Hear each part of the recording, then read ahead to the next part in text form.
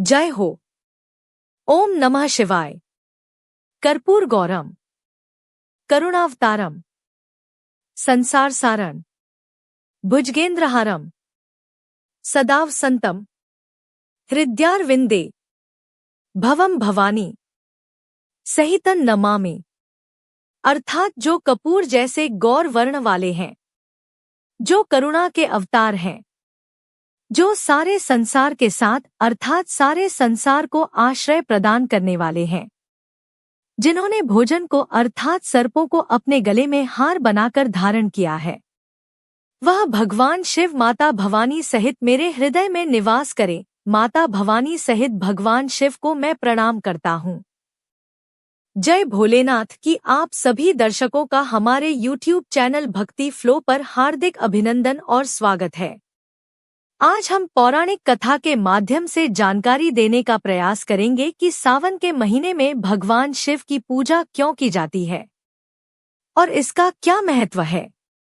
इस संदर्भ में पहला प्रसंग शिव महापुराण से आता है, जिसका वर्णन हम अपने पिछले भाग में कर चुके हैं कि देवताओं और राक्षसों के द्वारा समुद्र मंथन किया जाता है, जिसमें कालकूट विष निकलता है और भगवान शिव उस विष को अपने कंठ में धारण कर लेते हैं और विषपान करने के कारण भगवान शिव का ताप अत्यधिक बढ़ जाता है। तब इंद्रदेव भगवान शिव पर जल की वर्षा करते हैं और भगवान शिव का ताप ठंडा हो जाता है। यह सावन का महीना होता है जब इंद्रदेव भगवान शिव पर जल बरसाते हैं। भगवान शिव देवराज इंद्र प्रति होते हैं और उन्हें आशीर्वाद देते हैं।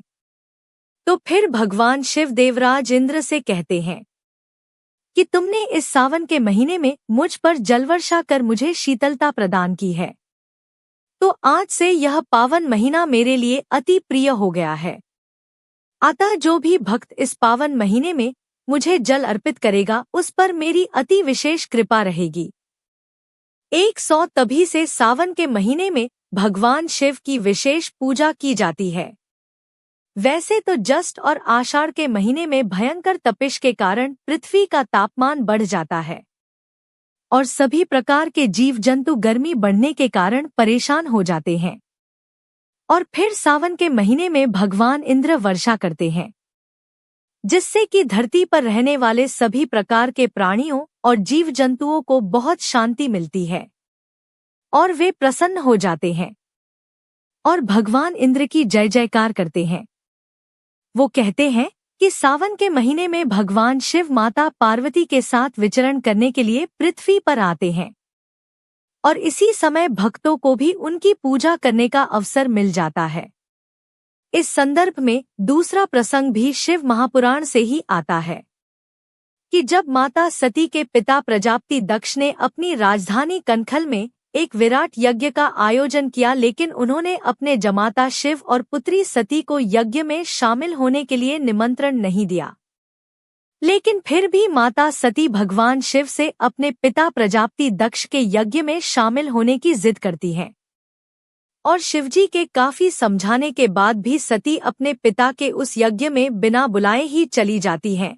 जब सती यज्ञ स्थल में पहुंची तो दक्ष प्रजापति ने शिवजी की घोर निंदा की और अपमान भरे शब्द कहे कि इस पर माता सती को अत्यंत दुख हुआ और उन्होंने हर जन्म में भगवान शिव को अपने पति रूप में पाने की इच्छा रखते हुए अपने आप को यज्ञ कुंड में समर्पित कर दिया और अपने प्राण त्याग दिए। इसके बाद शिवगण यज्ञ को तहस-नहस कर देते हैं और भगवान शिव को प्रजापति दक्ष पर अत्यंत क्रोध आता है और वे त्रिशूल से उसका धड़ अलग कर देते हैं कि उसके बाद काफी कुछ घटना घटित होती है, जिसका वर्णन हम आने वाले समय में करेंगे। फिर कुछ समय पश्चात पर्वतराज हिमालय और रानी मैना के घर माता सती का दूसरा जन्म पार्वती के रूप में होता है।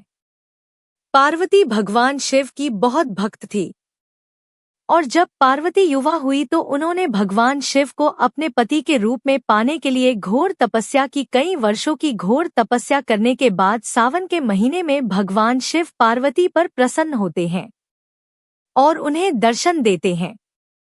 कि पार्वती की घोर तपस्या से प्रसन्न होकर भगवान शिव ने पार्वती से वर मांगने के लिए कहा। इस पर पार्वती ने भगवान शिव से कहा कि नाथ, मैंने आपको पति रूप में पाने के लिए ही तपस्या की है, कि अगर आप मेरी तपस्या से प्रसन्न हैं और मुझे वरदान देना चाहते हैं तो मुझे वरदान दे कि मैं जन्म जन्मांतर के लिए आपकी पत्नी मन्नू और पति के रूप में मैं आपकी सेवा करती रहूं।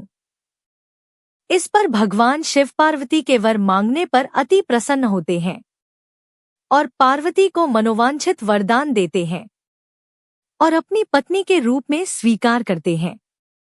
तो फिर भगवान शिव पार्वती से कहते हैं कि जिस प्रकार तुमने तपस्या करके सावन के महीने में मुझे प्राप्त किया, उसी प्रकार अगर कोई अविवाहित कन्या सावन के महीने में जल से अभिषेक करके चंदन और कुमकुम का लेपन लगाकर मेरा पूजन करेगी तो उसको भी मनचाहे वर की प्राप्ति होगी।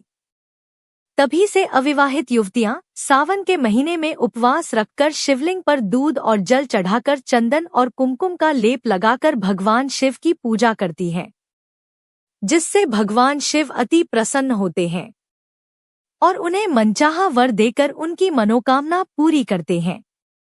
कि वैवाहिक महिलाएं और पुरुष अपने दाम्पत्य जीवन को सुखमय बनाने के लिए, संतान प्राप्ति के लिए, घर में आने वाले कष्ट, रोग इत्यादि को दूर करने के लिए, व्यापार व नौकरी में आने वाली बाधाओं को दूर करने के लिए और विद्यार्थी अपनी अच्छी शिक्षा प्राप्ति के लिए सावन के महीने में उपवास रखकर भगवान शिव को जल अर्पित करके पूजा अर्चना करते हैं, जिससे कि भगवान शिव और माता पार्वती बहुत प्रसन्न होते हैं और अपने भक्तों की मनोकामनाएं पूर्ण करके उनके जीवन को सुखमय बना देते हैं। तो यह थी सावन के पावन महीने में भगवान शिव और माता पार्वती की विशेष पूजा के संबंध में एक छोटी सी जानकारी। हम आशा करते हैं कि आपको यह जानकारी अच्छी लगी होगी। अगर अच्छी लगी हो तो हमारी वीडियो को लाइक करें और हमारे चैनल भक्ति फ्लो को सब्सक्राइब करने का कष्ट करें। और एक बार फिर से आपका बहुत बहुत धन्यवाद। जय हिंद, जय भारत।